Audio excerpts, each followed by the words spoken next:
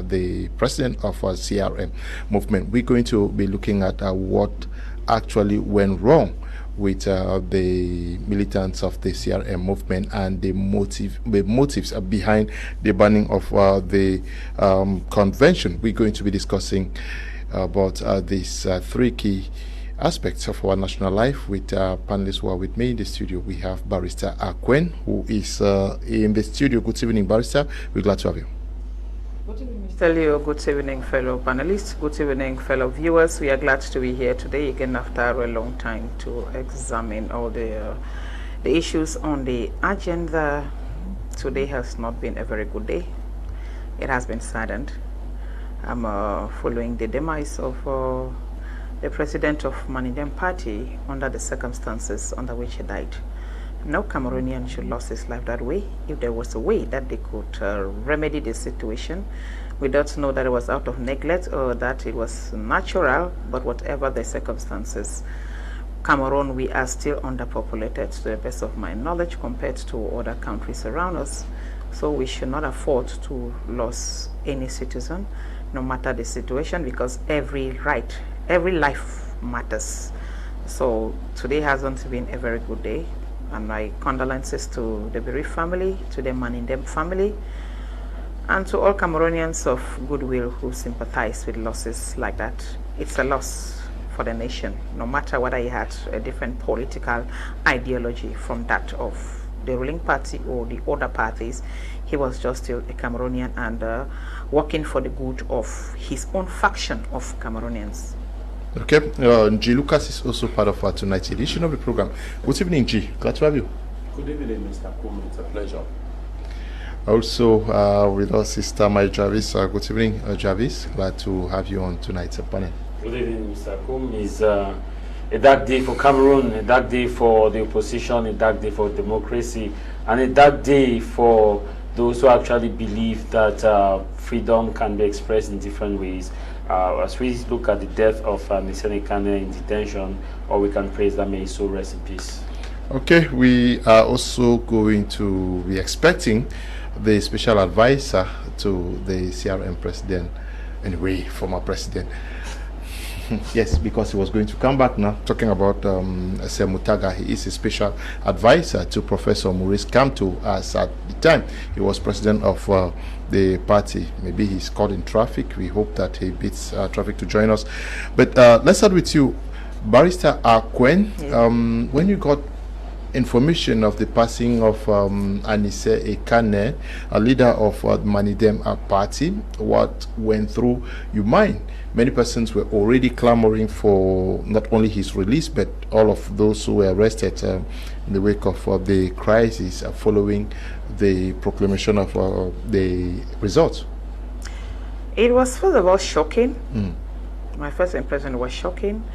I received that with such mixed feelings, and then it saddened my heart. Like I initially said, every life matters. We don't know why a Cameroonian, a seasoned Cameroonian like that, and no matter whether he's seasoned or not, should die in such circumstances. Allegedly, they said he was living on life support, but the life support was what I was taken off or something. Allegedly, since I was not in the hospital, I didn't visit him, so I can't tell exactly what happened. I read it from what some news outlets got to say, and that they requested, but the gendarme in issue, the colonel in issue, refused to reconnect him back to the life support. So he gave up to the ghost. So the question is, was it an attempt? But we follow the communique of the Minister of Defense, who said investigation shall be open. We just pray that the investigations be open, and if it was an intentional act, let the perpetrator be brought to justice, because no life should be wasted. Every life matters. He has left behind a wife, children, and members and sympathizers of his party. So we have a lot to lose. The nation of Cameroon has a lot to lose.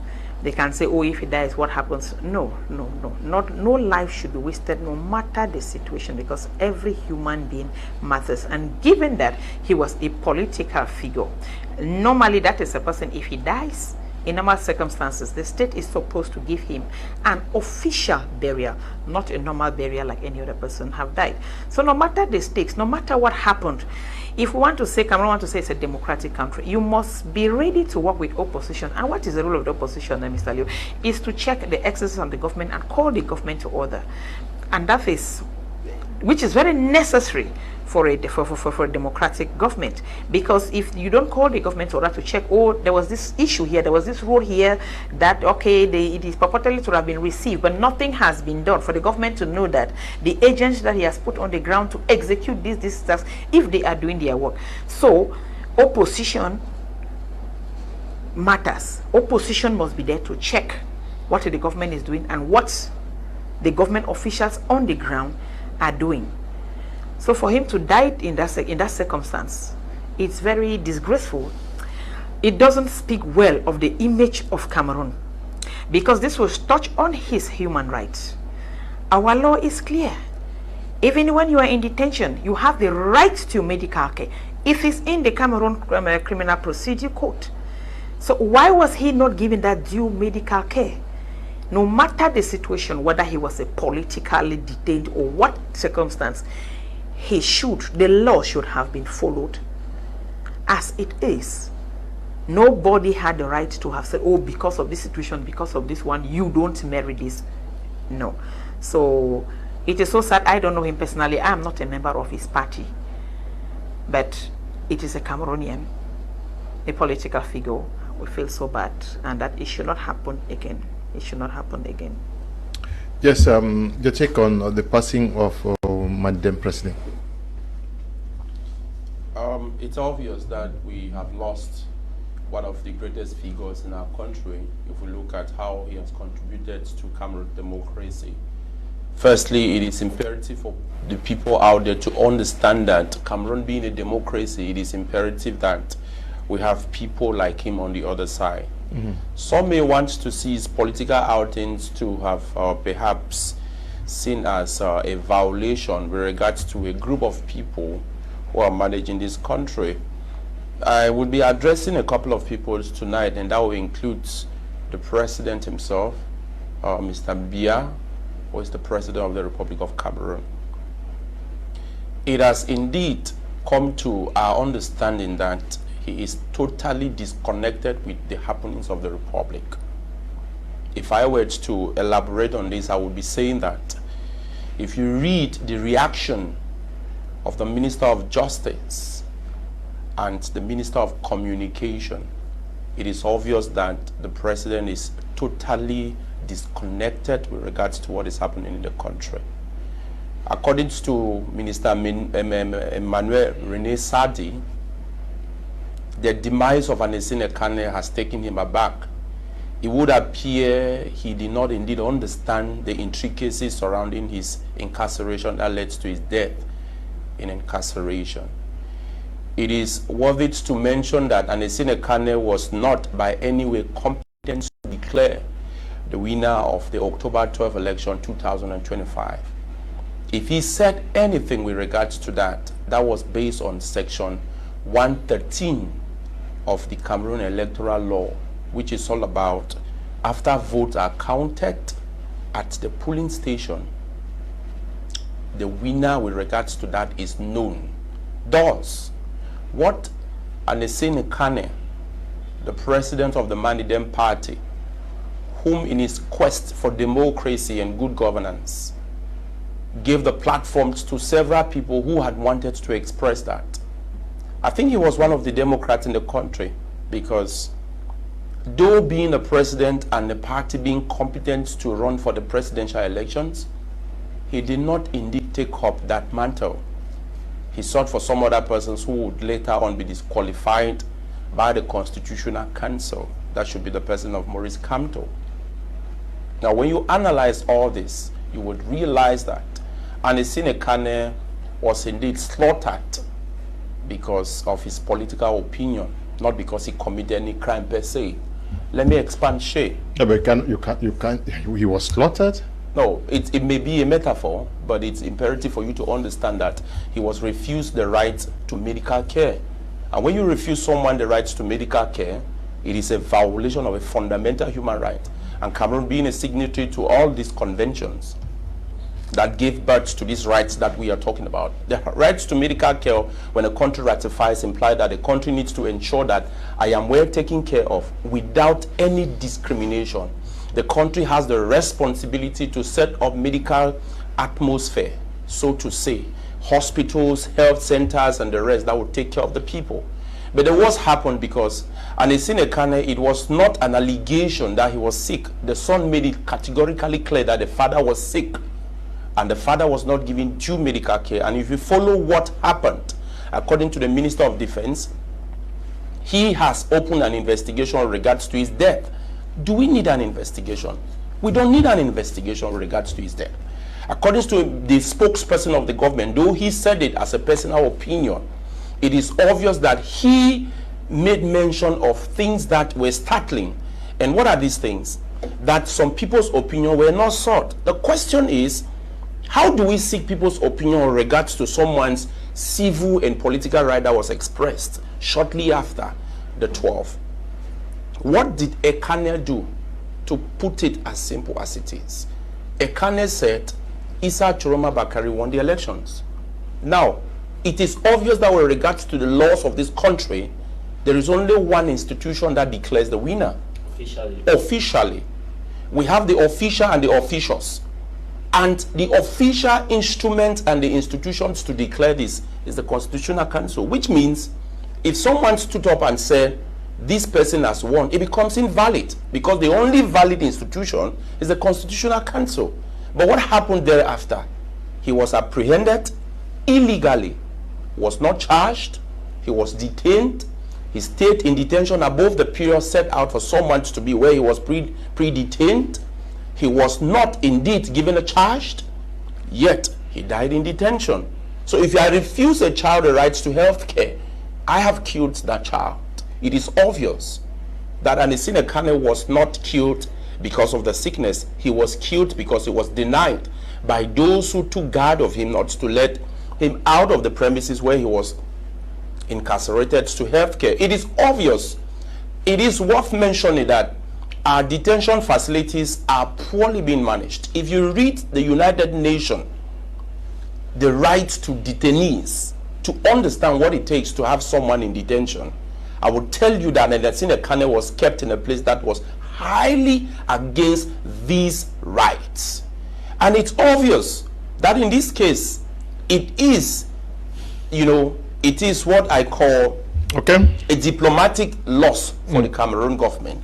It is not a diplomatic plus. It's a diplomatic minus to the Cameroon government, because I want to believe that any country that understands the implication of this will certainly not see Cameroon as a democracy, which of course it doesn't place us well. Javis, so many reactions are pouring in, but surprisingly, we have seen Minister Momo, who has come out to say that Anicent was my friend, he was a comrade, he is a fighter, very sympathetic towards Anicent.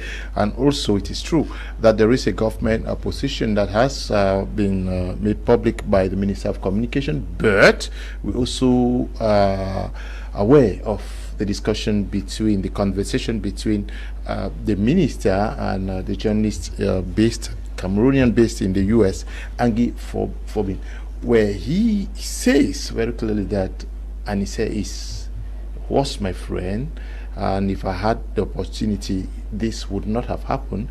That within, looks like there are persons who are taking decisions and not consulting almost everybody. We see that he has sympathy from within the government ranks also. Yeah, we can in a summary put it that his hands are tied, and the same way if you look at Momo DJ's outing, it tells you that his hands also are tied, and also come to express a disconnect that there is, that's proven, and it is further opening Cameroonians to understand that there's a great divide within the government bench as to who is doing what, when, and how. And I had once said is that the way we manage our post-electoral conflict during this period, the way we manage it is taking us backward and taking us forward. And I brought a scenario with what happened in Kenya, we are living the same scenario to what happened in Kenya in 2017. And I'll paint that picture for Cameroonians to listen. And I had said this in one of my podcasts that we should draw from other countries and manage a post-electoral dispute with a level of sanctity, dignity, because at the end of the day, we all will go Cameroon, remain Cameroon. Even if they give you 50, 100 billion, you will not be able to live longer than Methuselah. Even the houses that you have built, your children may not live in those houses. The castle you may have had, your children may not live in them, which is simply vanity upon vanity. Let me come to Kenya. In 2017, there was a highly contested election between William Ruto and Raila Amolo Odinga. And at the time, William Ruto was the deputy vice president who was not in collaboration with his president, who was in the person of Uhuru Kenyatta. So Kenyatta backed the opposition candidate, Raila Amolo Odinga. No, at that time in 2017, Kenyatta and Raila Odinga were rivals. So William Ruto was with the president. So they went in for an election, the opposition claimed they won the election, the president claimed they won the election. So what happened was, the opposition candidate, like Isa Chiruma, declared that he has won the election. And it was only the IEBC, the Independent Election Boundary Commission, that had the power or the official mandate to declare the election. IEBC declared that Uhuru Kenyatta had won the election, and with William Ruto. But what happened was that the opposition maintained that they had won the election. So the opposition, Raila Amolo Odinga, announced that he has won. What then preceded? They went to the Constitutional Council, which is the Supreme Court. The Supreme Court, under Chief Justice David Maraga, saw that the tension was high, and was actually in his readings said justice has to be done. If we don't nullify this election, the country will burn, and for the country not to burn, we nullify. They should go back because some laws were not respected. Even if the president has won, but some laws were not respected, and he asked that they should go back and reconduct the election. The opposition interestingly refused. Amolo Odinga refused that they are not going in for any re-election, that they have won, and he announced his own swearing-in. That was even what was even treasonous, which is against the constitution. Raila Odinga announced his own swearing-in ceremony. He was not arrested. Members of his inner core were not arrested. They allowed them to do whatever they wanted to do on the official day of swearing-in of William Ruto in 2017. Because when they asked for the re-election, he did not go, but William Ruto went for the election. And Raila Odinga said he will inaugurate himself. On that day in Kenya, Kenyans were watching 2 inaugurations live on TV. One with the opposition, one with the president. I tell you, that was political maturity. They allowed Odinga to carry his own swearing-in ceremony. And after that, there was a unity government formed. Nobody was arrested, illegally detained, beaten. But imagine that William Ruto had taken that route to actually arrest Odinga. Kenya would have descended into chaos. And that is what we say. And when we look at that picture, I said, Cameroonians, let us draw from the analogy that somebody can claim that you win an election, rightfully or wrongfully, but at the end of the day, he who has the power will still maintain the power if you have it. So why putting ourselves in this fix? And when you see this kind of situation, it's coming to tell you that there is a great divide within the system where some people want to act, but their hands are tight. Some people feel like these other people some people are over pushing the limit, which they should not push the limit. So at the end of the day, in all fairness, we need to go back and look at how other countries have had their post-electoral conflict. The same situation repeated itself in this 2022 presidential election in Kenya. But do you know it was handled the same way? And Raila Odinga, the opposition party, died. He was given a state burial like Barrister Akwen has said. Raila Odinga was given a state burial because he was respected and they treated him with all dignity. And let us come back home and ask ourselves the question. When we sing the beautiful rendition of our anthem, especially in the French language, Va debout et jaloux de ta liberté, what do we mean? Do we sing it because we want to sing a hymn, or do we sing it because it is a fabric that defines our democracy and our constitutionality? When you say va debout, t'es what does that mean? It means that we must look at things from that sanctity. The truth here is that we Cameroonians must keep away our bitterness, our anger, to understand that nobody in this nation owe Cameroon more than the other. All of us are Cameroonians. We must understand that we may differ in thought. Like we heard, there was one point that, as a barrister said, whether it has not been officially proven, but allegedly that Anicent Ekane was asking for his ventilator, and that the ventilator was not given. And even the family members have posted on media. There is something also happening. Even Mr. Juken Chamani is sick. But people are not talking about that. His family raised an alarm that he lives on a special medication. But the truth here is that now that Ekane own has happened, are we going back? It began with Wazizi. Wazizi died in detention. Wazizi died in detention. And they came and told us that it is sepsis or hepsis, which means that he died of inflammation. And how did the inflammation come? They did not tell us. Was he tortured? They did not tell us. Till then, the corpse of Wazizi has not been handed to his family. The family has not even buried it.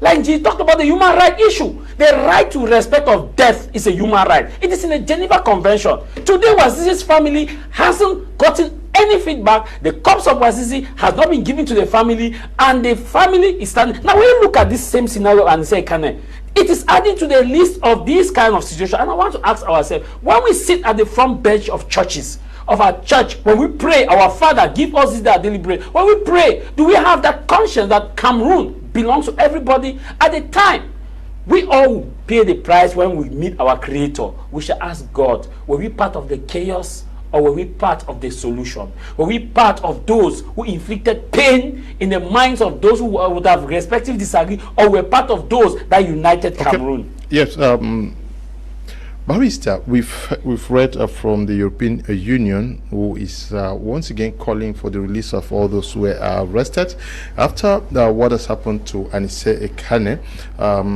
Should we see more actions taken towards the liberation of those who were arrested in connection with these elections?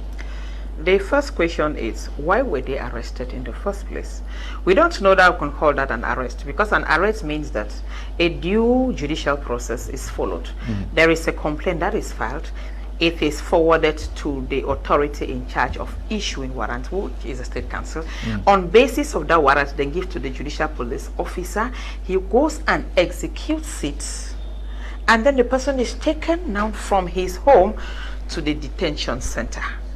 So I don't know how do we call that one arrest. If those due processes were not followed, then it means that the law was flouted, and let those who whisk him off. I cannot say arrest. In fact, it cannot be called an arrest. Yes, it can't. Not in English, not in French, not in a legal language, or the Portuguese or Latin. They just whisk people off, and then you only hear that they are in detention centers. What is their offense? Who established the offense? Because when you file a complaint, whoever files a complaint, if it is the state council, the legal department, to prefer a charge, to name an offense based on the complaint, who did that? So what are their offenses and what are they doing in custody? So the European Union had all the right to tell Cameroon to release them, because everything appears to be illegal. You see, I'm so ashamed because I am a lawyer. If I should go abroad and tell somebody I am a lawyer from Cameroon, and they ask me these kind of questions and I cannot answer, how would they look at the state of Cameroon? Is it in fact, are we living in a nation, is it a state, or are we living in a zoo? Or are we, in fact, I don't even know. If you look at situations like this, you find it difficult to actually describe what we are living in. You find it quite difficult. Are we living? Do we observe the state of law? The Criminal Procedure Code is clear. All the conventions on human rights are clear. The death of Ekane, what it is torture, because it will appear to torture. You refuse him his life support. That amounts to torture. It does not mean that you beat him or you give him an it is an inhumane treatment. And Cameroon is a signatory to the Convention Against Torture and to all the human rights. And funnily, they are signatories to all human rights and every international convention that has to touch on the rights of man, humanitarian law, and so on and so forth. But when it comes to issues, I don't know what the state of Cameroon actually take as of importance, because they'll tell you that, oh, the arm of the law will take its course. In whose case? In the case of others, and then against others, are they political prisoners? In which case, how do you apprehend a political prisoner? What did they do? they have not told us what is the nature of their offense. Because till today I'm still asking, what was even the nature of the offense? It is now I'm hearing that because he said that somebody won an election. Security or whatever. Okay, the other CPDM have won. So what's the big deal? Mr. Chiruma is alleged. Why is he in custody? For a mere statement. Does that actually make sense? How did that statement stop? How did it turn around the votes not to please or not to favor the regime instead? So I think that international organizations, I think it is time for them to press hard and begin to give sanctions. Cameroon merits sanctions, Yeah, but for the gross violation. yeah, but when the European Union makes statements and maybe others are going to follow, so many statements are made. But what weight does that carry? Yeah, I think it has a lot of weight because we've seen with the Anglophone crisis. The UN made statements and so many statements. Nothing actually happened. Now this is what is most important. You know, most often people talking, they don't act. The EU has made a statement. It requires lawyers and human rights defenders like myself and Barrister Akwen to now pick up these, to start looking at the competent courts with regards to what has happened, to start indicting people who are perpetrating these evil and unlawful actions against people. Now, take for example, we have 3 basic steps to take. In Cameroon, you start within your country. You leave your country, you go to within the region. If at the end of the day, the African Union of the Human and People's Rights Commission cannot indeed see into this, then we have the right to seize the United Nations with regards to this. And it is imperative that such is done, because when you take a look at what is happening with regards to those who were incarcerated because of their political opinion, it is first of all a violation of the people's civil and political rights. I am going to stress a bit on this because it is imperative for the people to know exactly the source of his unlawful incarceration.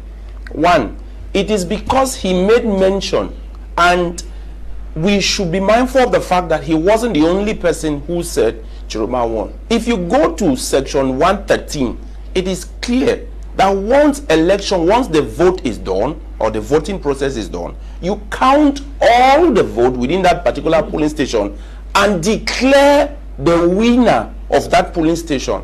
So when you put together the summary of what all the declarations that were made as per evidence that they had, yes, it led to Anicent, Ekane and the others to say that Chiruma won the election. But that does not validate the position of the Constitutional Council, which by that particular electoral law, it is given to the Constitutional Council solely to declare the winner that will be sworn in by the Parliament.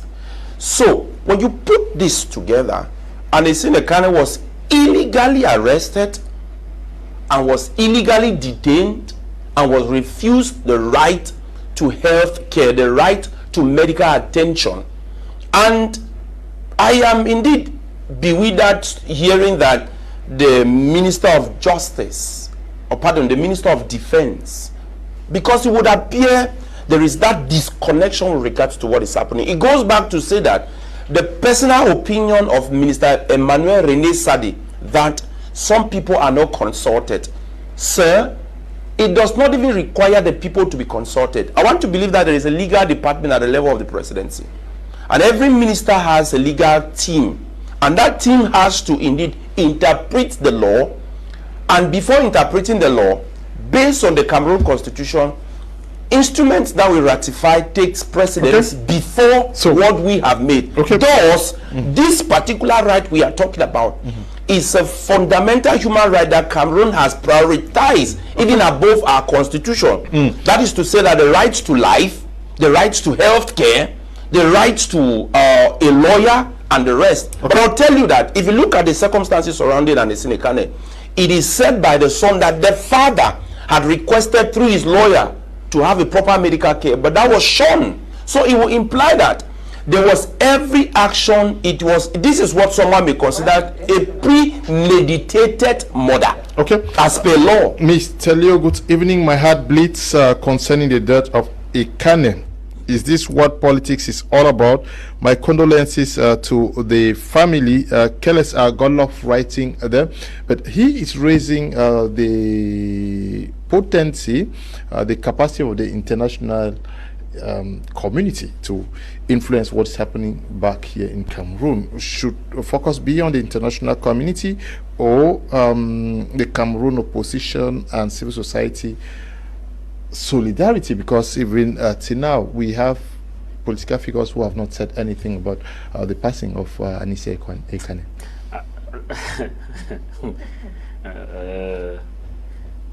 We don't have opposition parties. We have interest-based individuals. And I'm happy the second topic will still further prove what I'm saying. When this political crisis started, did you hear the opposition party condemn the arrest of Anicent Ekane, Juken Chamani, and the arrest of other figures in Cameroon that some people are saying 2,000, some people are saying 5,000 arrested? Have you heard any of these parties actually release a joint statement? No. The second aspect is, Anicent Ekane health was deteriorating. Did you hear in any normal country that has opposition that are based on the framework of opposition, they would have raised a joint statement calling for government to permit a colleague to get proper medical treatment? They do not. Everybody is fighting for their interest. Everybody wants a ministerial post. No, but if I listen to what Makawala said, that they had met the Minister of Territorial Administration, and the day in this case implied that a group of opposition party met the Minister of I agree. Madam Kawala was working, Madam Kawala has a Stand Up for Cameroon group. So you cannot take what Stand Up for Cameroon is doing under what the CPP party is doing, or is the party that it is a composition of other political parties. I understand. Yes, what I'm saying is please don't intervene. The frontline opposition parties did not make statement, and I also want to ask how many of these frontline opposition parties have actually visited Anicent Ekane when he was in prison? How many? Everybody's afraid to associate with him, because if we associate with him, probably it will lost our interest will not be felt. It is so shameful that but we live in this kind of difficult situation. We expected opposition parties to speak with one voice. I like giving examples across other nations. Let us go to what happened in Tanzania. In Tanzania, they had an election, and the election, according to to other organizations or international organizations, more than 3,000 persons were killed in post-electoral violence. That occurred in the same October. But there have been joint statements by opposition parties condemning the action. Joint statement. The same thing is happening in Uganda, where Yoweri Museveni is contesting with Bobby Wine. When actions are taken that contravene the official action, opposition parties come together.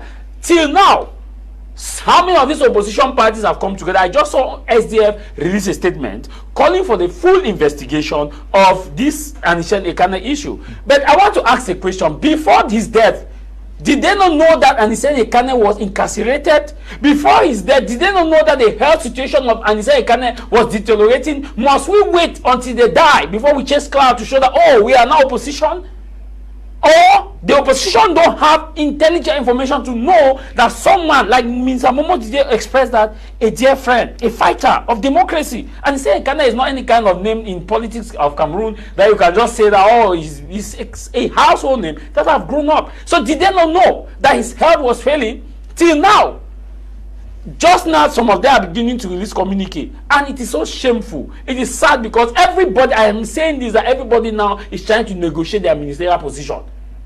And the thing is, if you look further, you raise an issue about international community. I will say that the statement made by international community, it has no concrete effect whatsoever to the state of Cameroon. And because it has no effect, we'll just talk on it. A different subject will come, will die. Let me give you an example. The Anglophone crisis. We had the UN Secretary General in Cameroon. He came. He spoke. He spoke with President Paul Biya in Cameroon at the time of the crisis. The other people organized Mami Watago's town. He went. Did something change? Nothing. We had Musa Faki, then Chair Commission of African Union. He came to Cameroon. He made statement. Oh, there should be dialogue, condemn. Did something happen? Nothing. Commonwealth came. Nothing. Parties at Scotland of Francophonie, well, we also have the Francophonie, came. Nothing. The only person that has not come to Cameroon as far as Anglophone crisis in physical is concerned is Pope. But the Pope had sent his emissaries. What has changed? Let's also look at the case of Wazizi. When the case of Wazizi came out, all this international community spoke. People who doubt me should go and Google the Wazizi's death. Google, you see the UAN, African Union, European Union spoke. All the union spoke. Did that change anything? Nothing. We have reached at the point where only Cameroonian politicians, opposition, and solidarity with civil society organizations has the mantle and the solution to change the issue in unity, not in despair. And I always say this: what do coffee will do cocoa. By the time, because it's not affecting you, you are dancing. When the time will come, you think that will affect you. Everybody will shift away. Okay. Good evening, members of the panel. I'm in support of the second spokesperson. That's to say, the only institution that has the final say of the results is the Constitutional Council. So even if Mr. Ekane made a statement that Issa Chiroma won the elections, meanwhile the council has already proclaimed the results. My question is, was it really necessary for them to arrest the leader of Manedem party? No. If not of the lack of transparency, I don't see why Mr. Ekane's statement should cause the government to detain him. Please, should learn to put democracy in practice, not only by mouth. The nation belongs to us all. Freedom of speech is our right. So please, if we are for the people, we should try to protect the people's interest. Thanks. Amba Benjamin, writing from Bomenda. Good evening to you, Amba Benjamin. Mr. Leonard, Jeremiah 31:15 has repeated itself in Cameroon. A voice is heard in Cameroon. Lamentation and bitter weeping. Rachel Cameroonians are weeping for her children because they are no more. Where is Wazizi? Where is Martinez Rogo? Where is Anicent Ekane? Members of our government jailed for stealing billions are sent for treatment abroad, and Ekane begged for medical health in this fifth world country, Cameroon, and they deny him. Where did we go wrong, Mr. Leo? December 1st was bad, is bad. Oh, how I wish they opened their ears to listen to the battery of intellectuals you bring. They do not listen. My media prime, rest well. Sir, greet Nifru. Tell him it has gone from bad to worse. Okay, I start talking to Anicent Ekane to greet Nji Lucas that things are getting worse. We are moving straight to our second topic for tonight, which has to do with the call that was made by President Paul Biya on the day of his inaugural speech while taking the oath of office in Yaoundé, and while addressing the so many things he wanted to see done during his 7 years mandate, he called for community dialogue as a means to end the Anglophone crisis. I don't know, we all listen to the address to the nation, but now, Barrister, what exactly did President Biya mean by community dialogue in his investiture speech? I want to quote what he said. He said that, I urge traditional rulers, the elite and vital forces of the affected regions to engage more than ever before in raising awareness among members of the armed groups, encouraging them to accept government's olive branch and lay down their arms. He went further to say such community dialogue could be conducted in collaboration with administrative authorities to facilitate the reintegration of these wayward youths into their respective communities after going through the DDR program. Once again, I would like to caution the members of these armed groups who continue their criminal activities about the serious consequences of their obstinacy. Yes, what exactly did the president mean by community dialogue in his investiture speech. Mr. Liu, I'm not the head of state, so no, but I've read out some of the I cannot give you a clear answer. You understand? Because this crisis started and the head of state was watching. Things were getting off hands. He was watching. At the time where he has gone to disaster point, they come out with a statement. I cannot interpret his statement. He called on community and the elites, the traditional rulers. That is traditional rulers. We must understand that he's coming from the prism of a major national dialogue that took place in Yaoundé. That was at the national level. Now he is calling on those at the local level to engage in local dialogue. Through what means? You see, it is a very good speech, which like I said, I will thank the head of state for that very beautiful speech. You understand? But how does he expect them to engage the dialogue when the grand national dialogue? I don't want to say whether it failed or whether it succeeded, because the problem is like worsening on daily basis. Yesterday you follow what happened in Manedem. How explosives killed 2 gendarmes. Like I said all the time, each life matters. When we lost a Cameroonian, we have lost a Cameroonian, and our number, instead of increasing, reduces. When are we going to be 50 million, 100 million like Nigeria? So that we can host a grand, we can know that we have a good market that foreigners can always want to come to Cameroon. At what instant is he saying that? And what means and method has he put in place for the local chiefs? Those local chiefs were there. I remember last time I said here that, first of all, when they are holding security meeting, regional security meeting or divisional security meeting, of what was being chaired by the different governors, local chiefs are not brought into the meeting. They are not part of the meeting. So they don't follow the deliberations. How do you expect them to hold security issues with people who have AK-47 and who have bullets all the time? Mr. Leo, let's ask a question. How do these people get, with all the security measures at our borders, and how do guns find themselves inside our country? How do bullets infiltrate? So how do you ask an unarmed person to have a dialogue with an armed person who does not even reason well? Because if those voices were reasoning well, they will not be killing their fellow brothers and sisters. The government should do its work and stop entrusting it in people who do not have the logistics to manage the situation.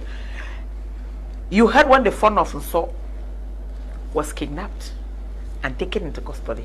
He stayed there 4 days. You heard when late Cardinal Tome was equally kidnapped and taken into custody. You heard when late Fundi was kidnapped. Even the president of the Northwest House of Chiefs spent more than a year in detention. Or in captivity. In captivity, yes, not in detention, in captivity. So how do you tell that same chief now, the son of Bampala, who is this? How do you tell him now to go and fight the same people?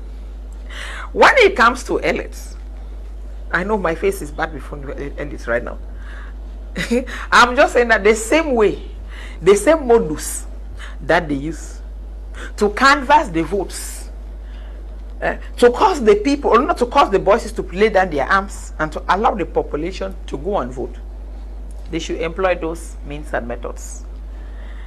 Let this burden actually be discharged to the elites. I think that they are the people that have a solution, if at all. They should have a solution to the crisis in the Northwest and in the Southwest by using the same method that they use to secure the votes. They should employ those same methods to bring peace. Because tell me, did they just go and then people came out en masse and voted? Did they did negotiations with the voices not to disturb? If they did, good and fine. Let them go and do such negotiations. Take the guns, disarm them, and take them to the DDR center. It was created for them. When you go through Miserele, the other one day is already bushy. Like a wasted project. Okay. Yes. Yeah. How feasible is this? I think it's something that indeed calls for proper diagnosis. But I want to say this before we start looking at how we can take the measures to diagnose.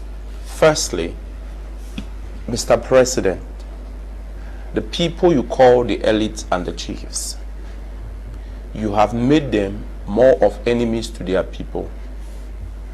They are more politically inclined with the CBDM party than solving real problems in their communities. As such, sending them to speak to a people they do not have any mandate to speak to, because they have created a scenario where you see them as credible people for their people. It's a total lie. I am indeed shocked, because if I go by the last presidential elections, I'll go to Batibo, or go to the northwest entirely, or come to the southwest, I'll go to the division where the Prime Minister comes from, Dian, and the total number of votes that left that area. I'll go by what some senators and some members of parliament said, that these areas are areas that you have created for them. But did you know that these people are indeed not the people helping these countries to advance the real cause of growth? This is so because when you evaluate the ongoing armed conflicts in the restive regions, I am glad that the head of state does not call them the names that some of your minister calls them. According to some of your ministers, they are terrorists. I want to put it the way they put it. Some of the people you call elite and chiefs, to go back and dialogue with these people. They call some of these boys, or they call these people, terrorists. You call them armed groups that have taken up arms against our country. You have the heart so much to bring them back and reinsert them in our community. However, according to most of the people you are sending to speak to these boys, they don't see them as humans and Cameroonians enough to talk to. The second thing is, if we were to evaluate this conflict, those that have been targeted, we have had three groups of people: the Defense and Security Forces of the Republic of the Cameroon, the political elites, worst of it, anyone who is a member of the CBDM party, according to the non-state armed groups, is someone they should not even see with their eyes, talk less of having a conversation with them. The third category of people are people who, in their struggle for their daily life, that is what you are saying. But she just raised an issue that these are the persons who have mobilized for successful elections. Yesterday elections took place in the northwest and southwest regions. There was no banning of anything. Mr. Leo, elections went on hitch-free. I will give it to you based on those that have been kidnapped. I speak with facts, and you know them. You have said them on your platform, and it has been read on your news channel. Who are those who have been kidnapped? I talked about members of the CBDM party and the worst of it, political elites. I talked about political elite. That includes those who hold opposition position in these respective areas. They have been targeted by the non-state armed groups. Yeah, but the second category, opposition members have also been kidnapped. That is why I am saying that. I talk about political elites. We saw a group of civilians in Bambui taken every day. Political, I'm coming. Political. I'm sure more civilians have been kidnapped than I was giving to you.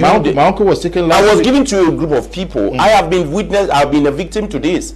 My niece is living today, until today she has not succeeded to secure her insurance benefit, who was indeed slaughtered partly by a call that was made by Eric Tato when he talked about Gari people in Tico in 2019. So I have been a victim, not only in this as a person, but I've been a victim severally on it. I was explaining to you the category of people, so you should understand. I've made mention of a group of people who are struggling on their daily life, and these boys do not find their activities in line with that their personal activity they are held. And people like your uncle fall within this category. We will include even some of the priests and the bishops who have been victims to this, that you know. Now, these are the category of people. What is the issue here? The president brought in a category of people to sit with these people. And in this case, I don't want to believe that he was speaking to the opposition political party elite.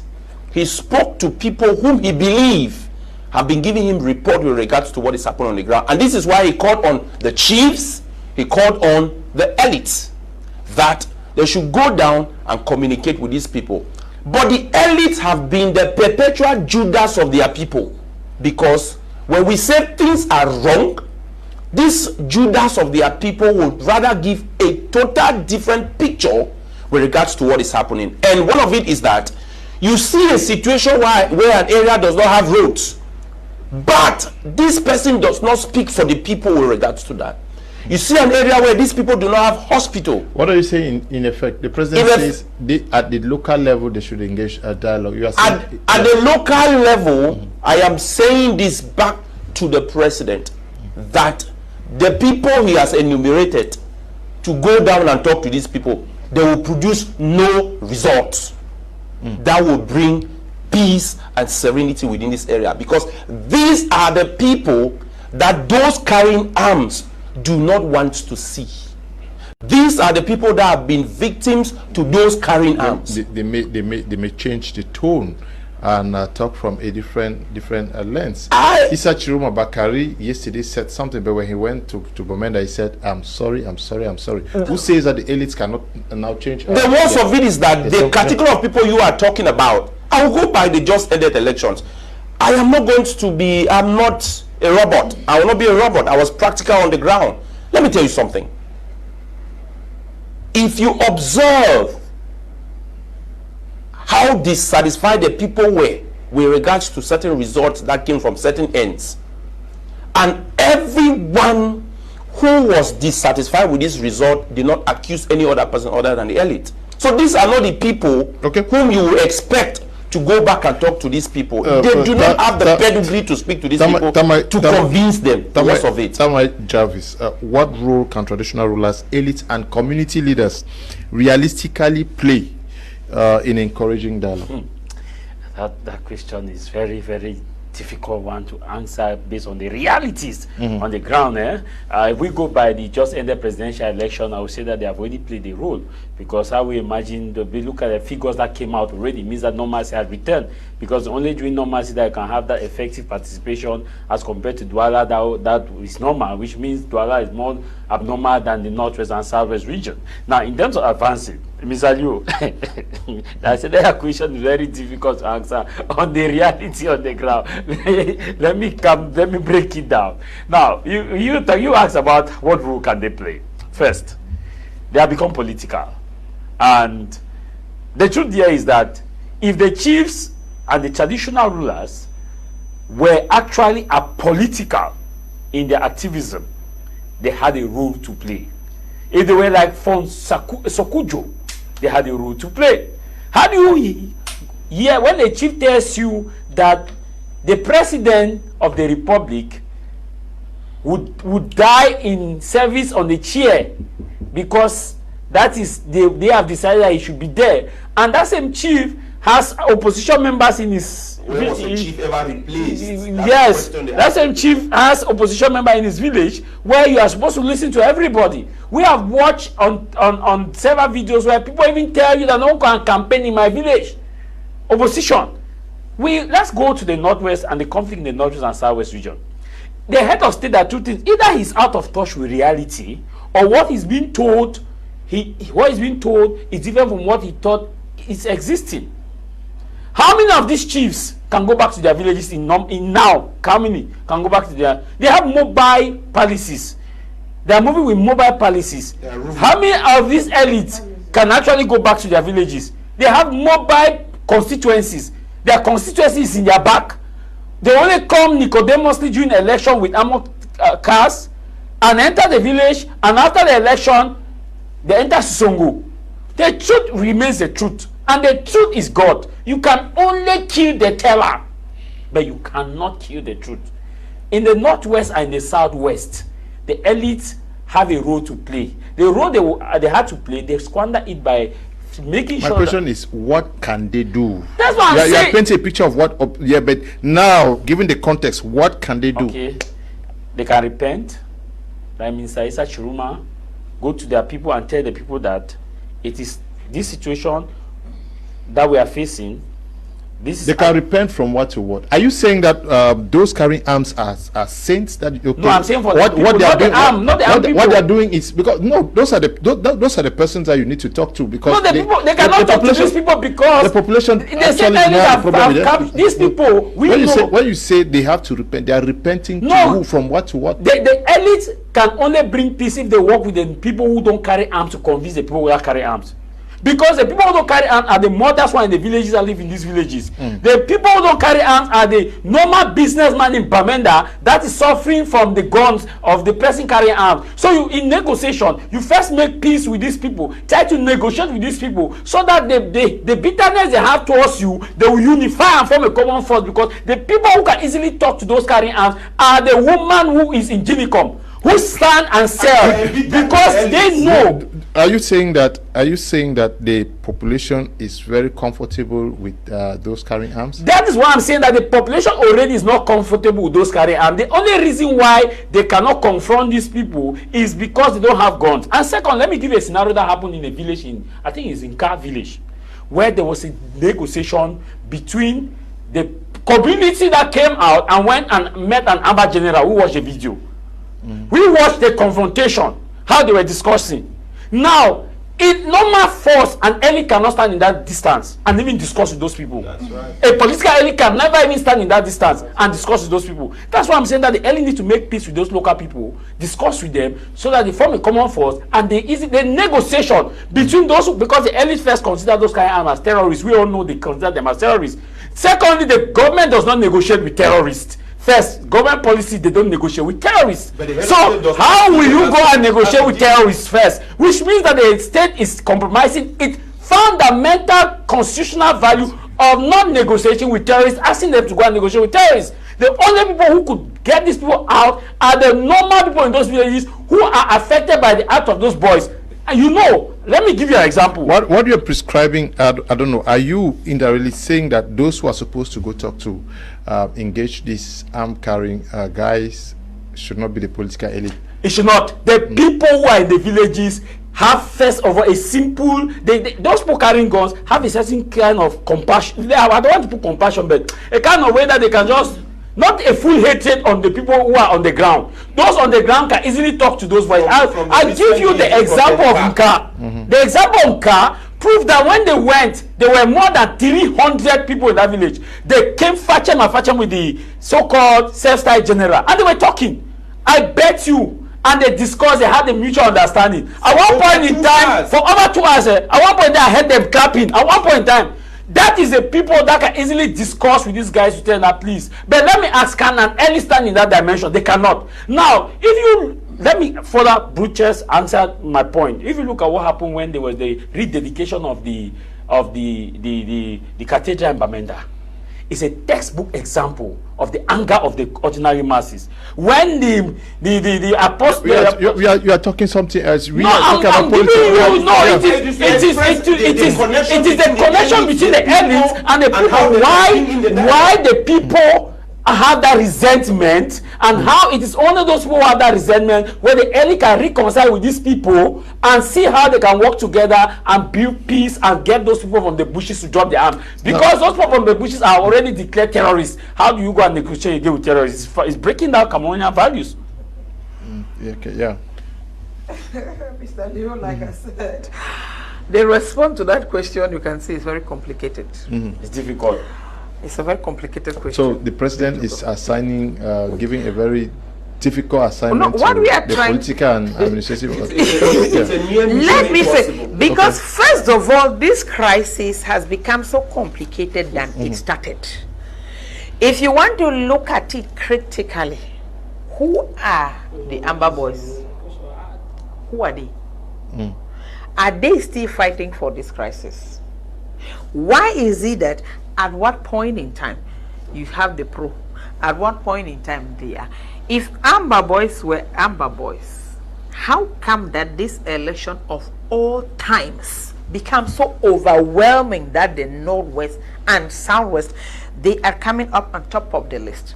Remember, first of all, these are people who said they don't want to belong to this government anymore. They have no thing concerning election. That is why they have this today. It is their own day. Yeah. That not even whatever have changed the status quo of today. Yeah, but maybe If nobody sanctions anybody for not going to work on this day, maybe it is because of the outcome of the overwhelming scores the president of the republic saw from the Northwest and the Southwest. It gave him the impression that because if I have more scores from the Southwest and Northwest than from the South region where I come from, it means you guys. What you guys that is what I am saying. It is true. That's the same way. It is true. The Northwest and Southwest their divisions are scored better than the South region where the president comes from. Where it comes from. Great. No, she's the one. Yeah. When you see these results coming, why should you doubt that these guys should go and talk? Yeah.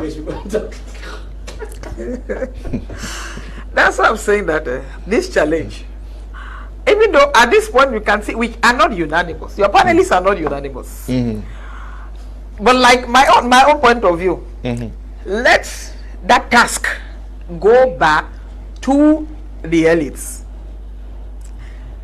I said in the same way, whatever the gymnastic they played, to whatever they handcuffed those voices, whatever they did to keep them away, to secure those number of votes, let them employ the same measures. Because it means that at that point in time there was peace, there was serenity. That 5,000 people could come from Batibo alone, 12,000 from Fundong, 15,000 from Messager, I don't know, and so on and so forth. In those remote areas, that is like they are classified, in fact internationally they are classified red zones. How did those people came out to vote? In the same way that you kept the voices away, it means you told them something. Okay, use that same method to go and tell them that we want peace. Yeah, yes. It's quite. They should keep the chiefs out of it. Because this crisis came and the chiefs became disarmed. It's like the chiefs were disarmed. The funds were disarmed. Many funds now they're ambulating palaces. Today the palace is in Douala. The next day the palace is in Limbe. The next day the fund, where are you? I am in Yaoundé. Or the next time I am just in Bafoussam, I'm waiting that place to go back. If I told some of them, many of them died out of their palaces. We see the fund of Chomba, who died out of his palace. The son of Baba One, who passed away out of his palace, and others who passed away out of their palaces. Barrister, not continue. So there was also a member of parliament who was kidnapped during the election in Ndonga Manto. I'm still coming to that one. Yes, with the list of his voters. Yes. How many people voted for his party? So in the same light, they should keep the funds away from it and let the elites. To me, that is their responsibility. All a few funds are fighting to become whatever. The bulk are the elites who wants to become member of the regional house. They want to become the mayors. They want to become members of parliament. They want to be appointed to the senate. They want to do their business in tranquility. They want to become ministers. Some fight with their elites, and so on and so forth. The same way they secure those votes. That should be the simple challenge. Very simple. How did you hold the voices that you secured this number of votes? Employ same measure.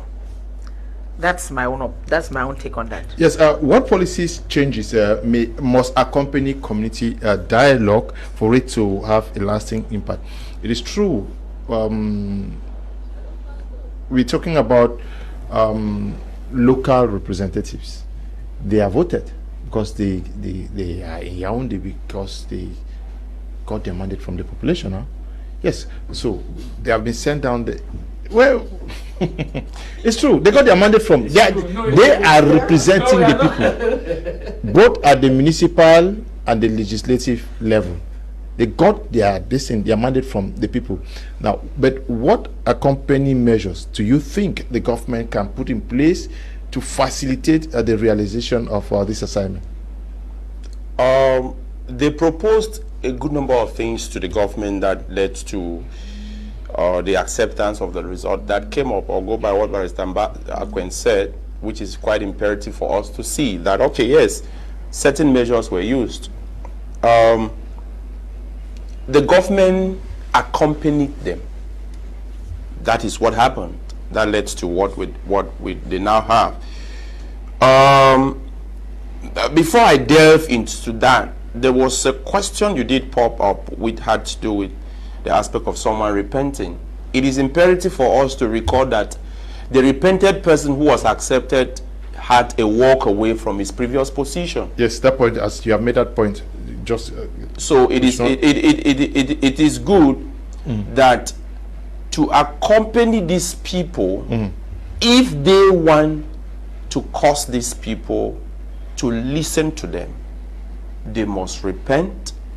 That includes members of the government that will want to accompany these people. Let me tell you something. Let us not be fictional. We should not act a movie. Let us speak from the position of fact. I am a member of an active civil society, and almost on a daily basis I get to talk to a bulk of people to understand the reality with regards to how we can rebuild this country. I defend people's rights at almost all fronts on a daily basis. That included today before I got to Douala. yes. I will tell you that there is a gross disconnect between the government of this country and the average Cameroonian. If you want to prove me wrong, conduct a poll on your platform. You will get a shocking result.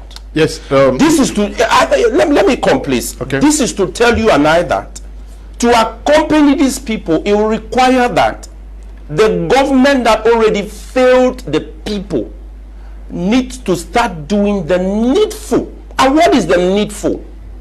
There are so many people, almost every family in the restive region have been touched both by the government and the non-state armed groups. Those who have been touched by the government have people who are being detained. Either they were caught on the road and falsely detained them, attributing things that did not indeed have anything to do with them, or those who were caught because of their opinion with regards to what we have on the ground.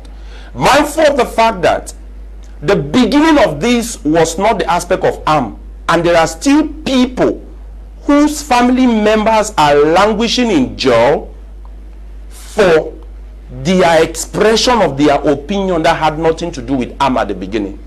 So if the government wants to accompany the elites and the chiefs, we should be mindful of the fact that very few elites and chiefs exist in the restive region. But because they are being accompanied by the government, and most especially the Ministry of Justice and the Ministry of Territorial Administration. If you were to ask an average man in the restive regions, that is the two English-speaking regions or the Anglophone regions, they will tell you that their problem lies between the Ministry of Justice and the Ministry of Territorial Administration. That is to say that this is where they have issues. With who? They will either explain to you that a certain son of mine was killed by a military man or is being incarcerated, because this is your question. Your question does not center on what measures to take on the part between the population and the non-state armed groups. It is, your question is, what measures should the elites and the chiefs take and the government to have these people leave the bushes? And Tah Mai expressly setting the question? Or no, I'm answering the question. I say what policy changes must accompany the measure is a policy change. I'm giving you the policy change. One of the principal thing that the government needs to do is, first of all, release everyone that was caught before the people picked up arms. Because there are people who are still in jail who had nothing to do with arms, but they were caught at the beginning of the ongoing armed conflict. And they are not in connection with anyone. 2, the people you call elite, there should be a policy change. If you want to prove me wrong, take these same elites, bundle them and place in their village. They will be deserted. They are not needed by their people. So as a policy change, anyone who is representing anyone from Batibo that you know in the sitting government, I'm speaking out to the president, Mr. Bia, that you know is representing anyone from Batibo, for example, if you want to believe me, put that person at the market square. He or she will be deserted. So change your policy with regards to those you have. Drop that person. If you move down to the southwest region, it's the same thing. You drop that person if you truly want to have this. And the most of all is, you are talking about dialogue. At this material moment, don't come with any precondition, because the first thing that led to the failure of the national dialogue that sought to address the problems of the Cameroon, that included the restive region, was there were preconditions with regards to it. And so you must change that policy of preconditions. If you stick with your policy of preconditions, then you are speaking to yourself while using the measures you have in place to enforce your decision. Otherwise, there will be nothing such as change or the reinsertion of these people. It will rather create a more divide. Why don't you think that there are persons who are also on the other side who may see so much evil in what they have done and have repented the same way you're, because you give the impression that, okay, the other side is very saintly and change is only needed from with respect to your question. That was with respect to your question. No. The way you talk and you insist that until this is done, this is not going to happen. With respect to your question. We have persons who were previously gone carrying, who have repented and are now saying that where we stood was not the best, which means that grounds should be shifted on both sides. You are bringing another part of the question that will get another answer to that. You are insisting and you are categorical with respect to your question until this is that done. Is with respect to your question. So this other part of your question certainly will have its own approach. Now with respect to the other part of your question, that is, these other people are not sent. So why should these other persons have a policy change? You ask of a policy change. Now it's as simple as this. Including members of the non-state armed groups. They previously also came up at one point in time with preconditions. If we talk about with preconditions, so if you are an elite, you are going to talk to the people. Should you not tell the people that, okay, we may have faltered in this, I am moving to this, but can you also shift? Is that not what we should? That is what we are talking dialogue. But when you say, I am coming with nothing and I should be ready to repent, if not, nothing is changing, are you not also very one-sided? No, that was your question that you asked. You have not asked a question. I will still go back to this. It's imperative. You have not asked a question on what approach should the non-state armed groups adopt. If you had asked that question, then I will be giving you a proposal with respect to that. With respect to this, it is obvious that when we talk about dialogue, it shouldn't be something that should be coming from a single side.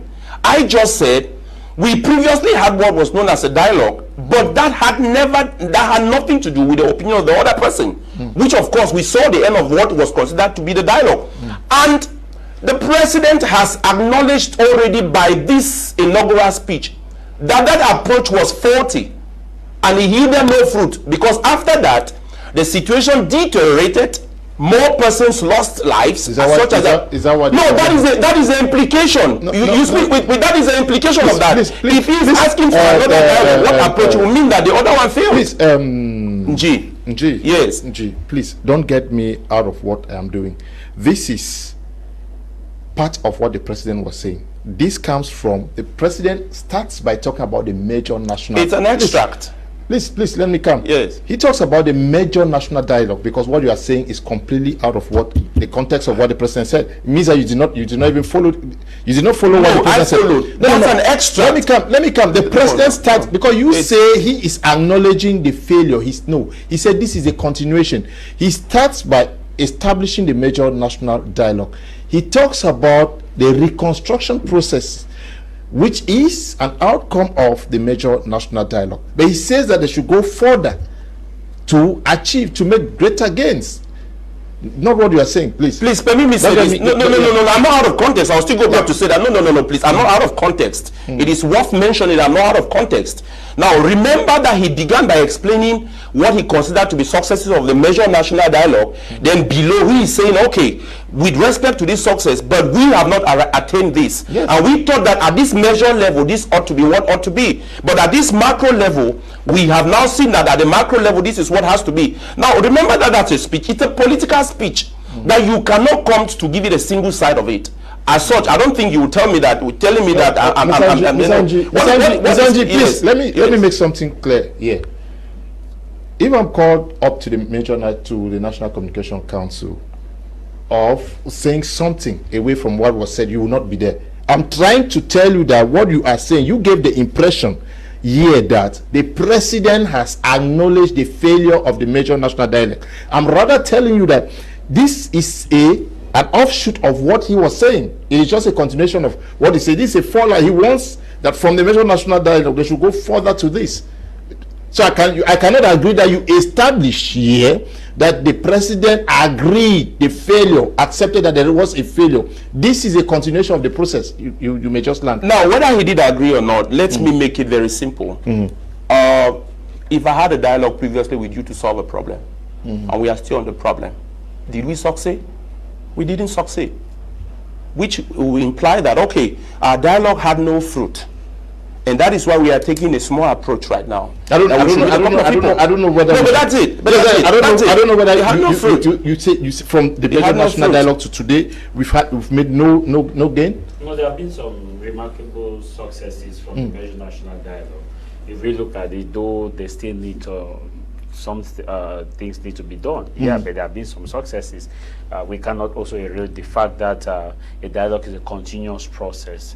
That when you do this, you have this result, then you restructure. Like it was said, because even the head of state also acknowledge the fact that there are also follow-up committees. You have had the prime minister have been in Bamenda and in Boya for follow-up committee to see whether what was agreed, it is at what level, what needs to be done. That's why it's a follow-up committee to this level. So it has not completely failed, and probably there's still room for more things to be done.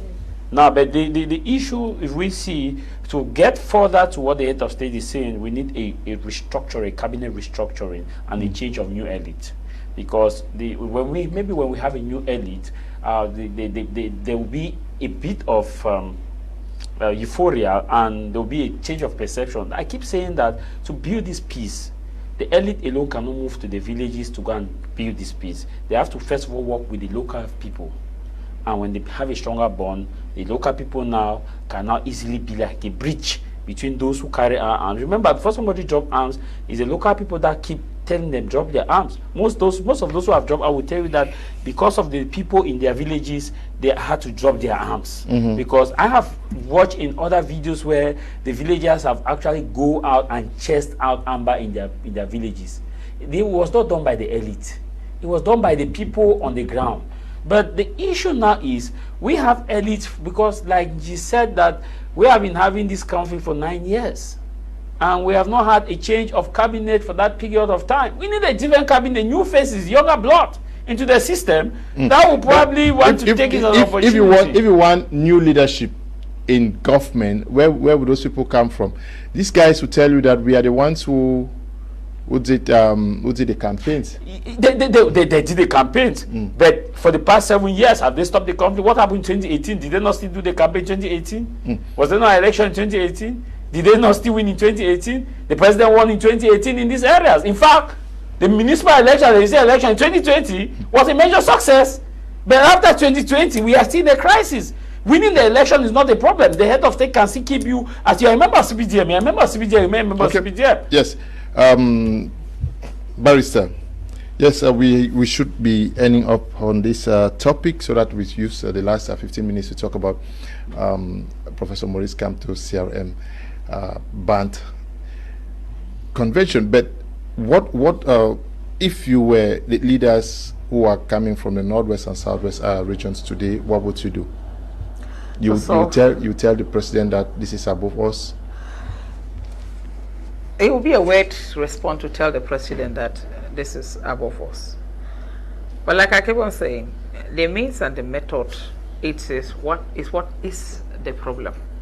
Because I will go back, why is it that you keep a problem until when it gets to a disaster point? That is when they want to solve it. The government is the government of the country. He owns all the machines and the satellites, the telescopes, and everything that takes to fish out where the voices are.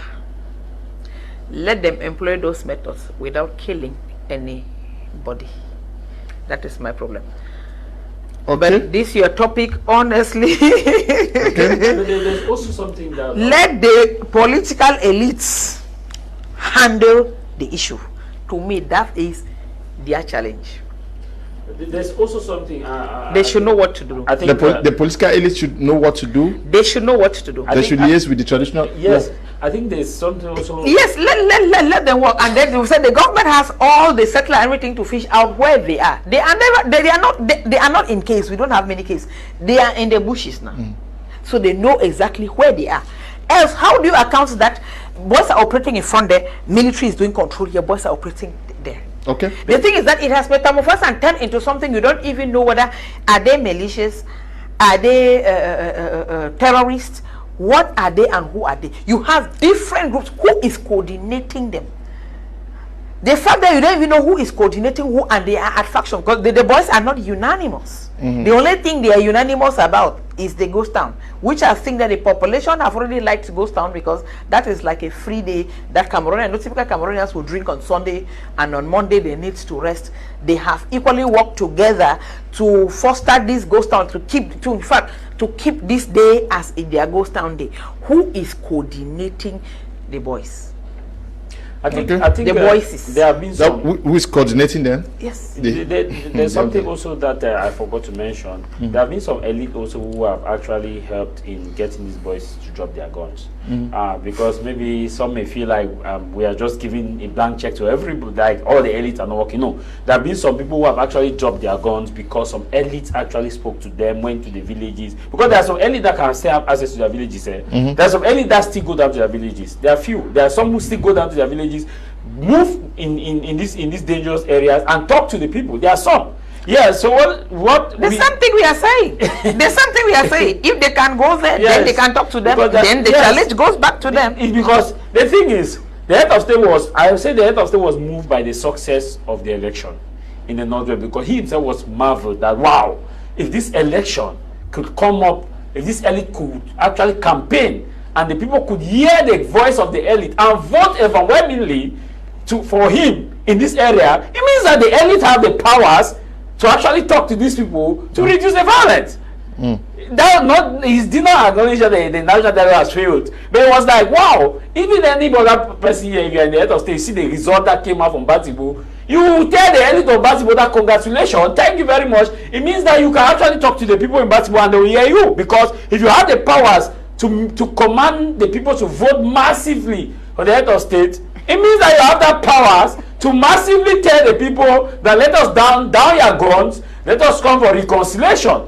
Now it is time now the head of state is putting them to tax to see whether or not they actually okay, whether they actually got the votes as read out by the instances in Yaoundé. We are going to be ending with this attempt by the CRM to hold an extraordinary today, that there are things some people do without asking the opinion of others.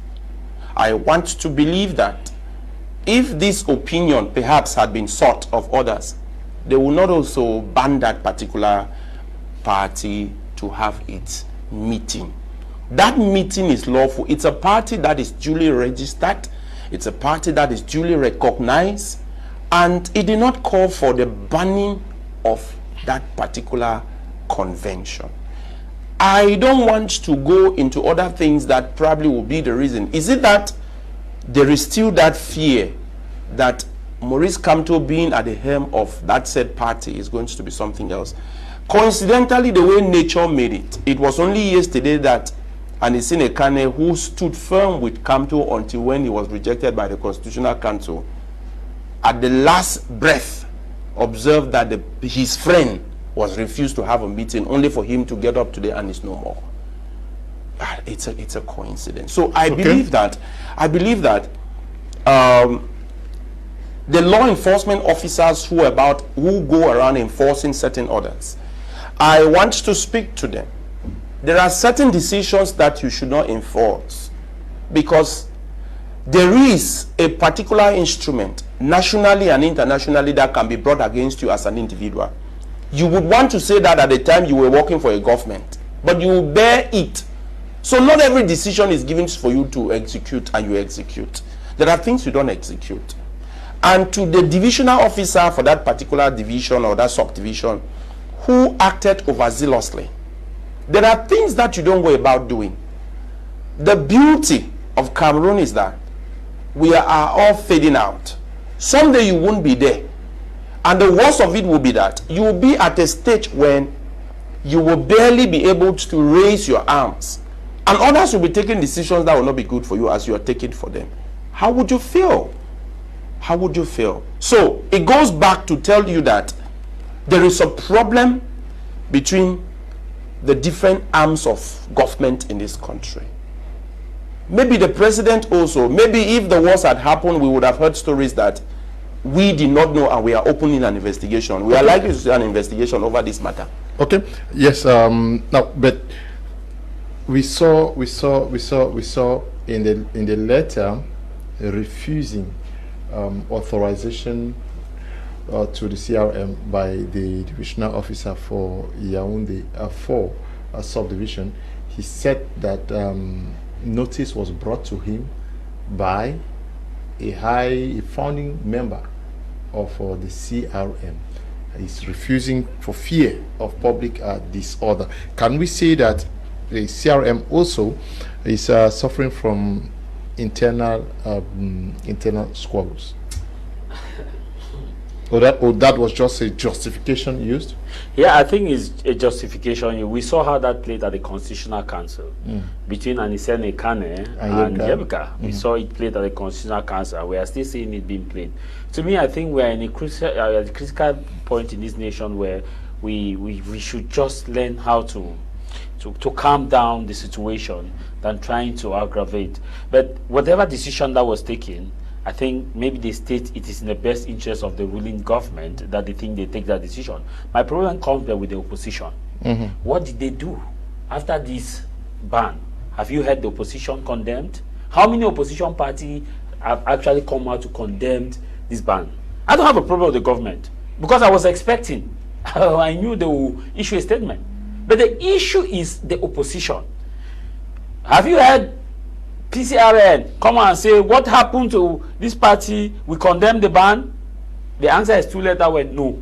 Have you heard SDF come out to say what happened to Professor Kamto's or to MRC's extraordinary Congress that was called up was banned, that we condemn it? No. Have you heard UPC? No. Have you heard the other parties? No. Tell me which front line or major a household name opposition party that has come out to condemn this ban.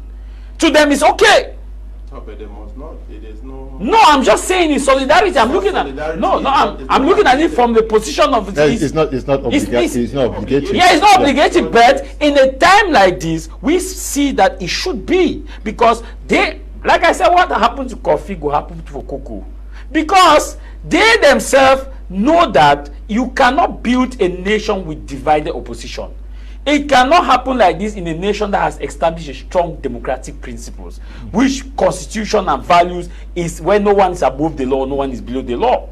But in this time, we are still building our democracy. Our democracy is still building. Let me give you instances. The same PCRN had such a problem.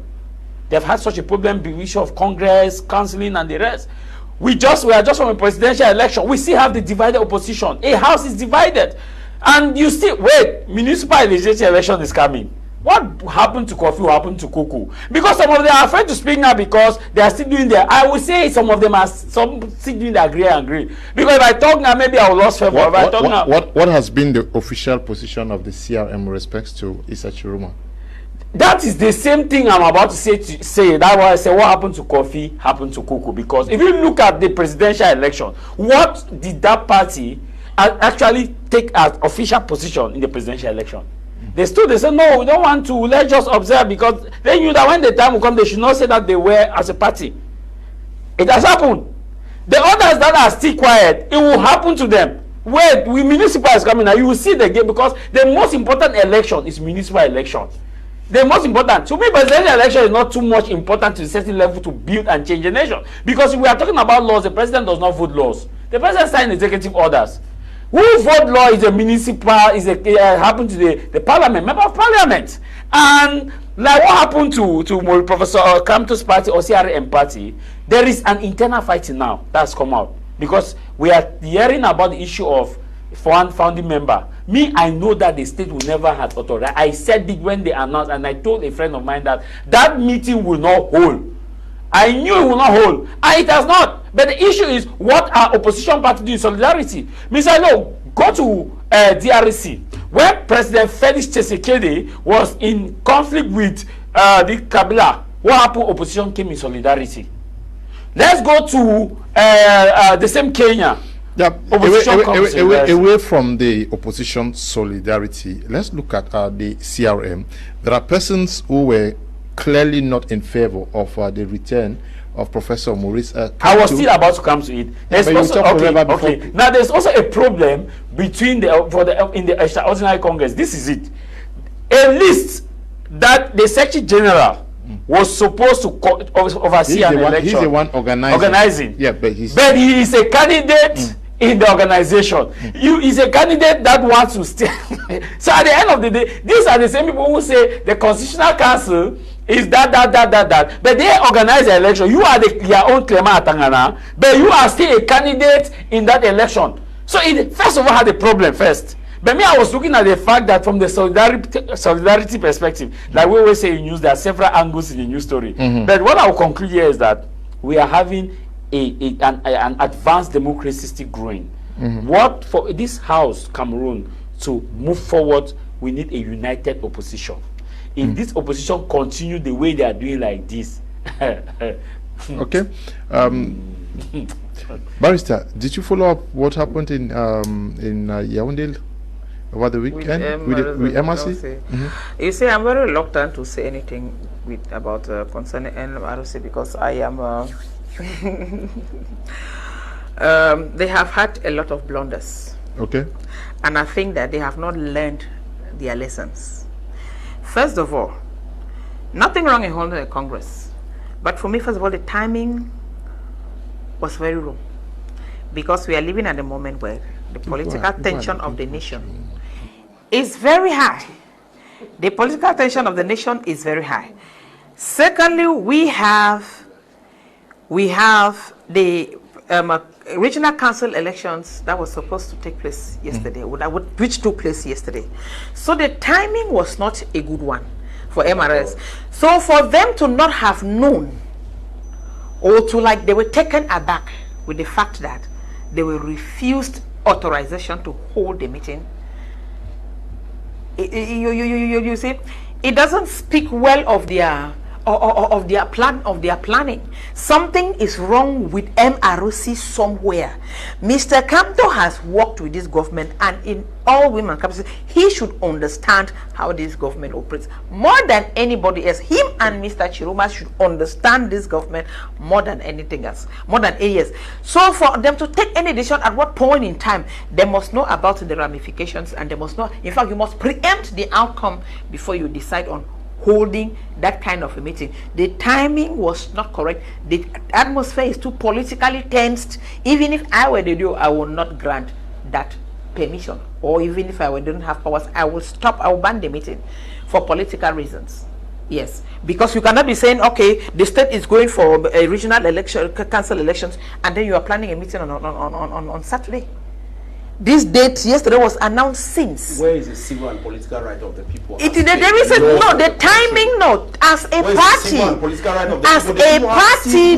we know about all the rights, but as a party, the timing was not correct. We speak in the state and we speak in respect to law. No, the people timing, civil and political rights should have nothing. These are parallel events. That is what I'm explaining again, that Mr. Kamto, who had been the Vice Minister of Justice, should master this country well enough to have known where to place his stakes. If he fails, each time he is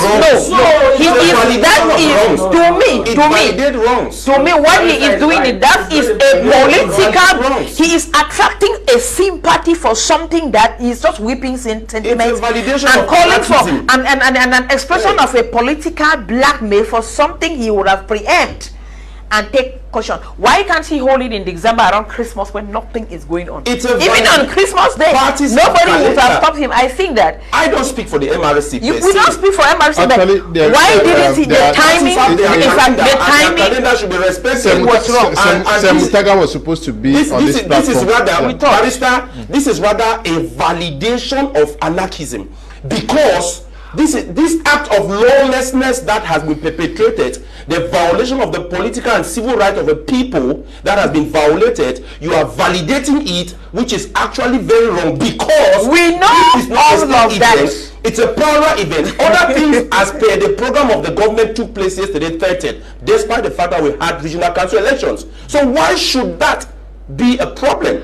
That shouldn't be a problem despite that. So I think that as it is indeed an unlawful decision as per that particular law, like I quoted. It states that you declare. The declaration does not require a validation.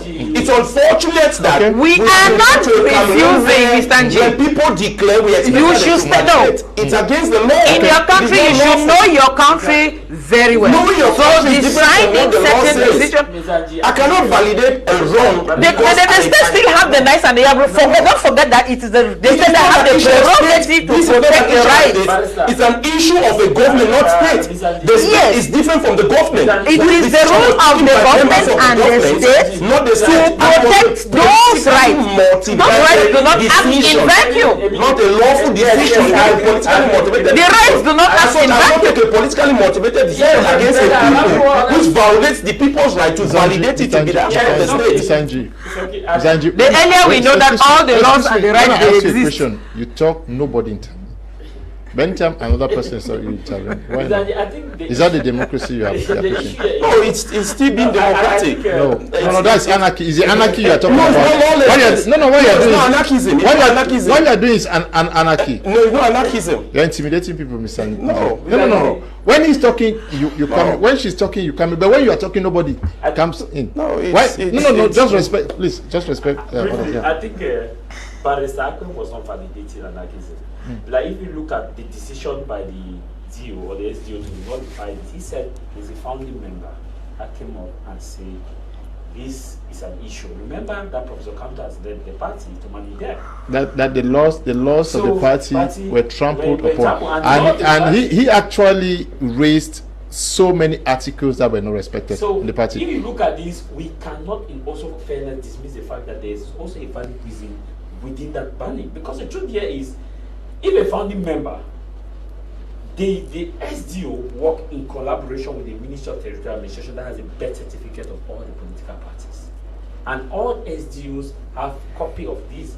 Now, if a founding member comes and tells a DO or an SDO that this is the challenge, they have to look into it to prevent disorder, because the issue was that they wanted to prevent public disorder because there will be a clash. So you cannot also say that it's anarchism, like there was a full accord by all the MRC members that Congress should hold.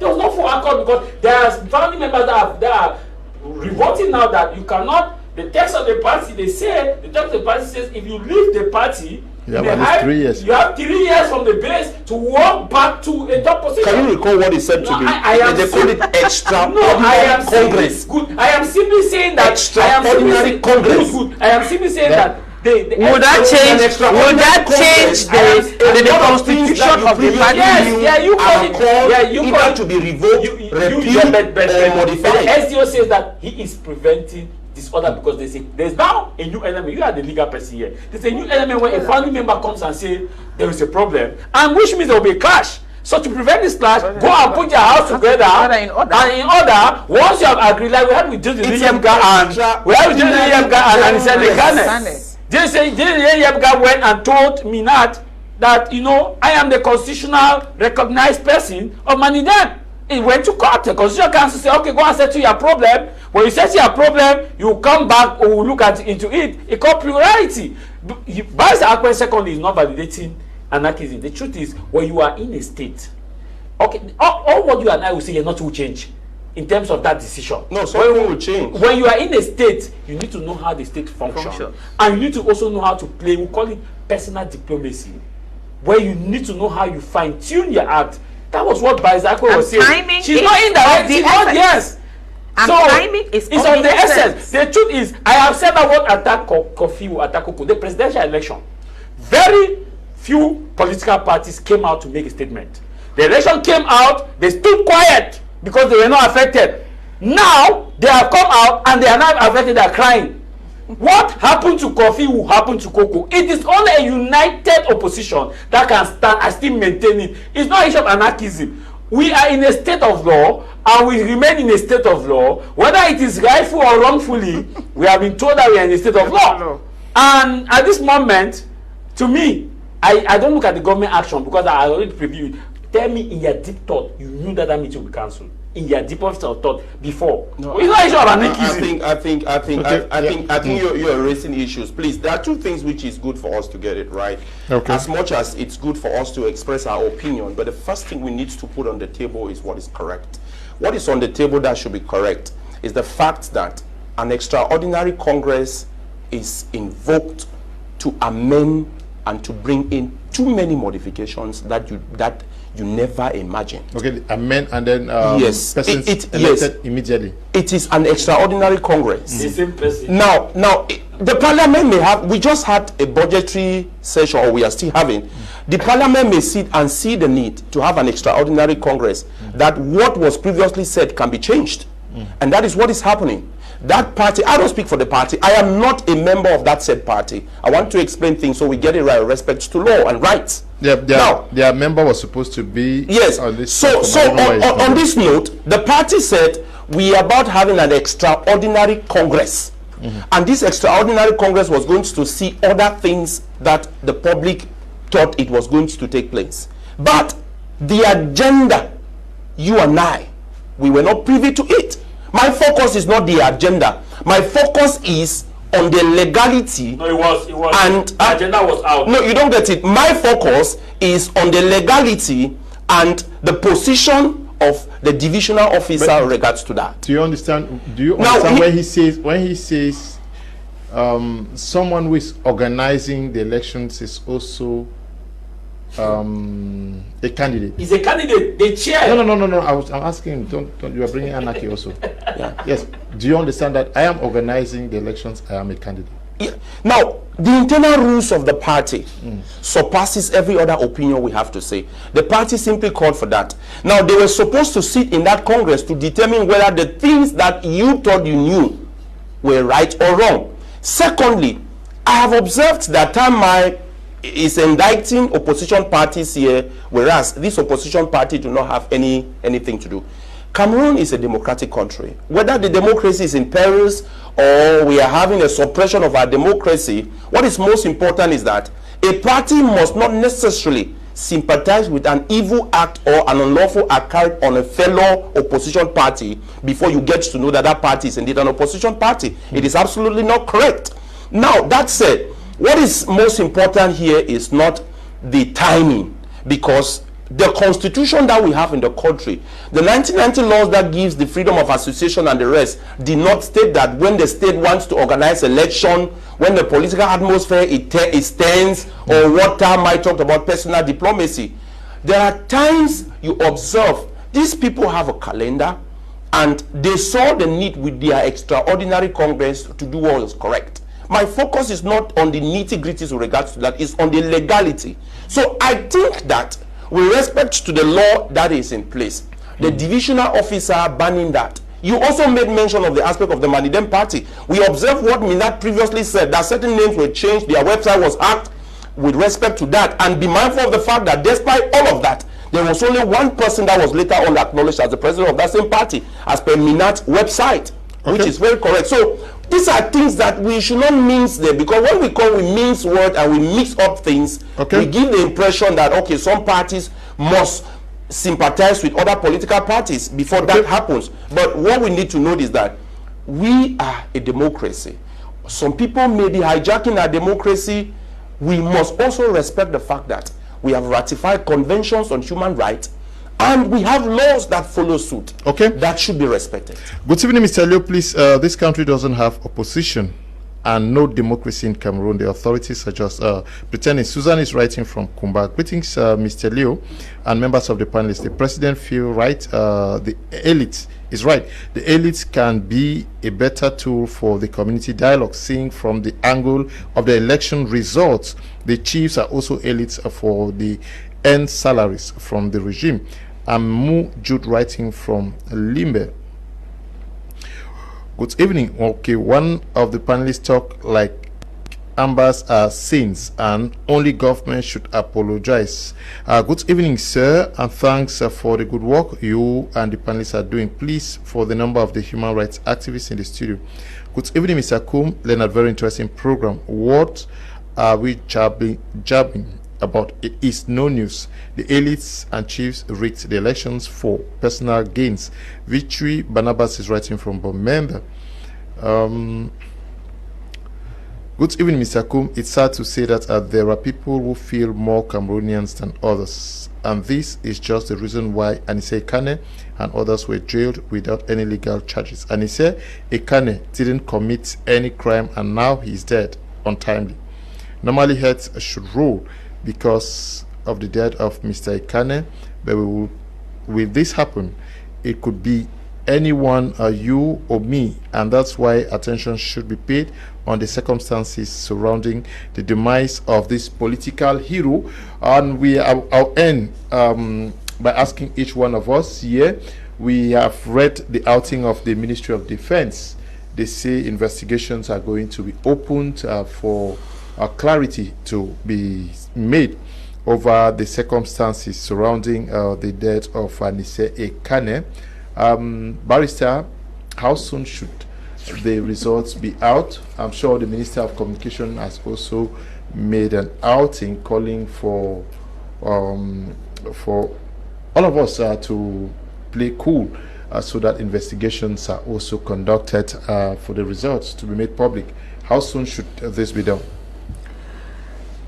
First of all, the bottom line is whether investigations are conducted or they are not conducted, Mr. Ekane will not come back to life. Once he's dead and gone.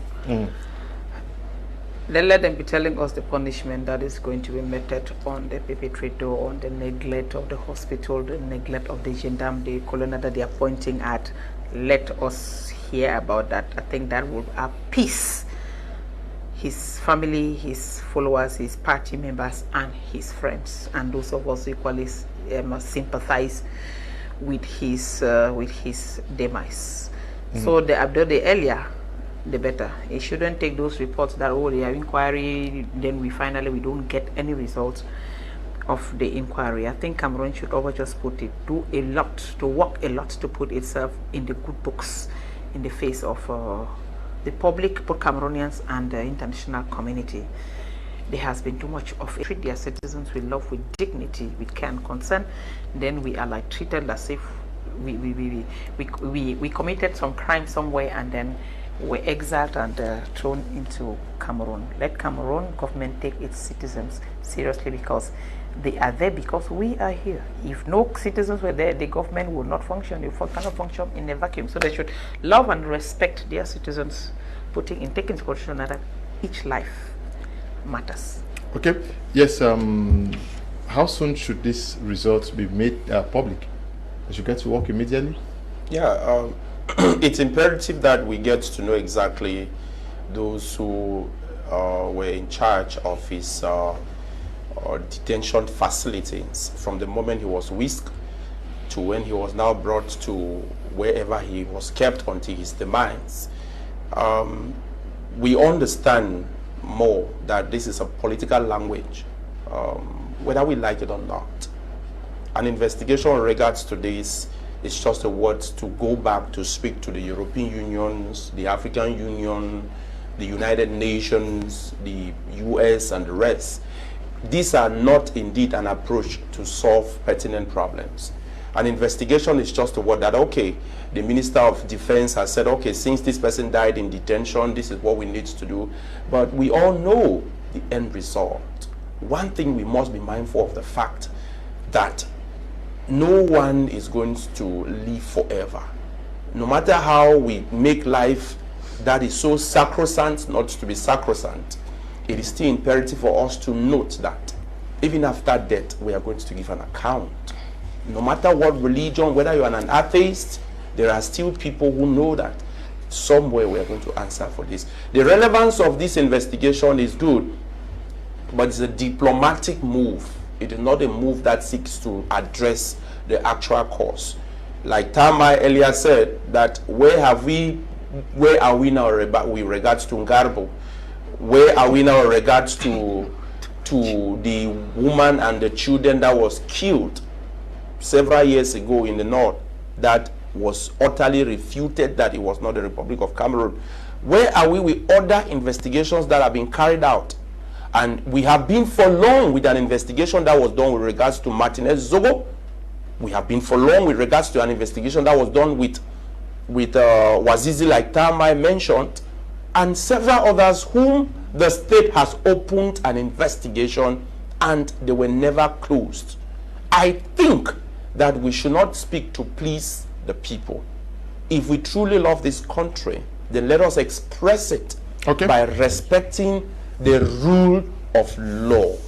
That should be the basis of our love for the country. Don't love me more than the way you love and you hate the law of the country, which is basically what most people express, because this is a move to be expressing that they love this guy, but this is not what has happened to him as such. Yes, Tah Mai Javis. Well, if wishes were also really a wish that this should be done within the speed of light, so that I can actually pacify the situation and people should be brought to book. But the first thing that should have happened as of now was those who precipitated this arrest, by this minute they should have been arrested for investigations to start, because that's part of the investigation. We should have heard announcement that some people have been arrested. But I really wish it can be done, but wishes are not horses. So beggars should not ride on, because the best way to kill an issue in this country is to announce investigations. 5 years ago, Mother Francisca massacre occurred in Kumba, in Fiango, and when it happened, ministers trooped to Kumba. We were there as media to cover the event. It was in that event that one woman stood up and said, objection. Now, we are counting 5 years. It was in October, 5 years now. There was an investigation. Where has that led us to? Where some people were saying, no, this will happen. The government said they will investigate. Let us look at the issue that the killing of baby Martha in Moyuka. Investigation was opened. Till now, we have not had it. Let us also go to that of Ngabu, the Ngabu massacre, the Valentine's Day massacre. 14 February is coming. Valentine's Day Ngabu massacre. Investigation was opened. Have we had the outing or the final conclusion? No. Investigation keep coming in. Let us go to Barrister Akwen. You have a good number of issues. Investigations are now, in fact, the best way to kill, the fast way of killing an issue in this country, just put investigation. Because you cannot question something that is under investigation. Like you boy saying law is sub judice. Thank you very much, Barrister. Because once it's under investigation, you cannot talk about it freely, because you will either compromise or risk giving wrong information. So this investigation is the best way to tell the public that, hey, don't say anything, hey. Because the best investigation that they can do now, like what Barrister Nkongo Bala Felix posted on his page, is the best form of investigation. Release all political prisoners. As a result of this presidential election and the ongoing Anglophone crisis, come together, let us reconcile and move this nation forward. God has blessed this nation. Like we always say, thy worth no tongue can tell. What worth? So we should come together and set aside differences. Our people should talk. Okay. They should talk. Thank you very much, Tah Mai Javis. Thank you, Barrister Akwen, and also to you, Nji Lucas, for accepting to be part of tonight's edition of Prime. Thank you to the production team and to all of you for watching. Stay blessed. Bye-bye.